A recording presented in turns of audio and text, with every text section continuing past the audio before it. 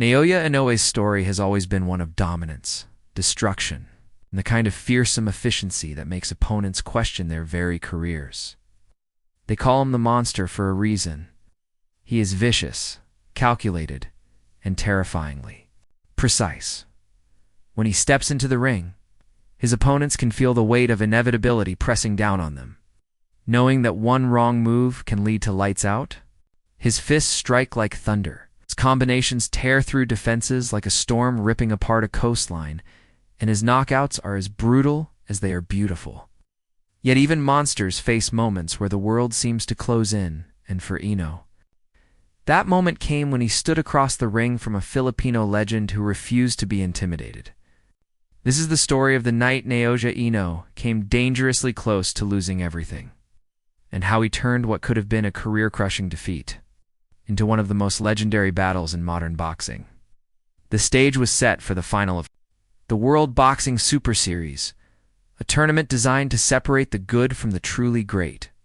Every fighter who steps into this gauntlet knows that only the strongest, the smartest, and the most ruthless survive. For Inoue, this tournament was an opportunity to solidify his place among the sport's immortals. He had torn through the quarterfinals and semifinals with a kind of savagery that left commentators stunned. His knockout power didn't just end fights, it ended careers. His fists carried the weight of a nuclear arsenal, detonating with every clean shot, and opponents often crumbled before the end of the second round. Fans were starting to whisper that no man alive could withstand the monster. In his prime, on the other side of the bracket stood Nonito Donaire, the Filipino Flash, a living legend whose name carried respect in every boxing circle. On Earth, Donaire wasn't just a great fighter, he was a craftsman, a genius of the sweet science. His left hook was a weapon that had crushed dreams for over a decade, and his timing could turn a split-second mistake into disaster for anyone foolish enough to get careless. By the time these two warriors reached the final, the world knew it was about to witness something historic. The winner would not only claim the prestigious Muhammad Ali trophy, but also the unofficial title of the most dangerous bantamweight on the planet. Their journeys to the final were filled with destruction.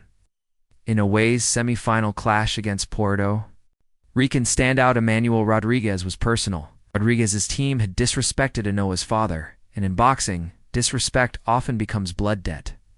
From the opening bell, Inoue was a predator, hunting with surgical precision. His fists found their mark again and again, and by the second round, Rodriguez was in survival mode. Shell-shocked by the violence being unleashed upon him, a single vicious combination sent Rodriguez crumpling, and the fight was over before most fans had settled into their seats. It was a statement win, a reminder that Inoue was more than just hype. He was a nightmare in gloves. Meanwhile, Nonito Donaire was carving his own path to the final in vintage fashion, facing Stefan Young. He reminded the world why his name belonged in the conversation with the all-time greats. Every punch he threw had purpose. Every movement carried decades of experience. And his signature left hook was as sharp as ever. Young went down in dramatic fashion, his body betraying him before his mind could process the shot. It was a knockout that seemed to echo through time, a message that Donaire wasn't just here to participate, he was here to win it all. When fight night arrived, the energy in the arena was electric. Two men from two different generations were about to collide, and the stakes couldn't have been higher. Inoue, young and seemingly unstoppable, stood across from Donaire, the veteran who had seen and survived the best of his era. For Inoue, the plan was simple: study his opponent early, find the openings, and unleash his trademark power. But from the opening bell, it was clear that this fight would not follow the usual script. Donaire came out like a conductor of chaos, dismantling Inoue's rhythm with precise jabs and perfectly timed counters. He wasn't intimidated, and he wasn't here to survive. He was here to win.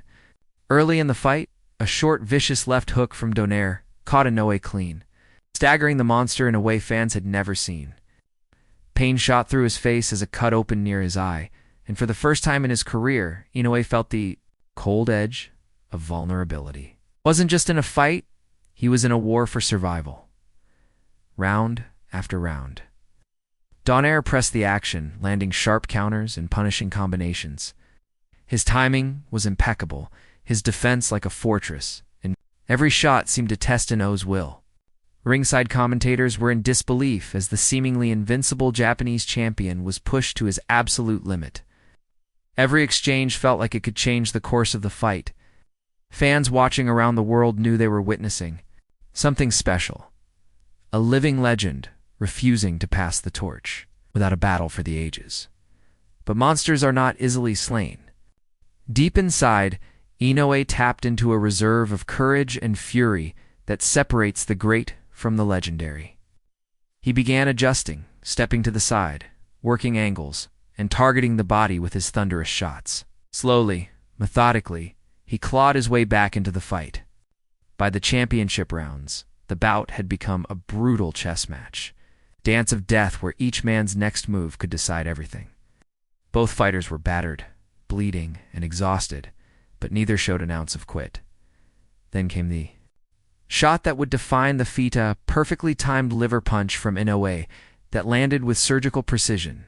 Donaire's face contorted in agony as his body betrayed him, folding under the sheer force of the strike. It was the kind of punch that can end nights and careers. But in true warrior fashion, Donaire refused to stay down for long. He rose, fought through the pain, and made it to the final bell, cementing this battle as an instant classic. When the judges' scores were read, Naoya Inoue emerged the victor by unanimous decision, but there were no true losers that night.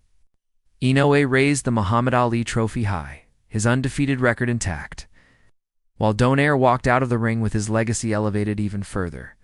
They had given the world a fight that would echo through boxing history, a war that showcased heart, skill, and the kind of mutual respect that only comes from shared combat.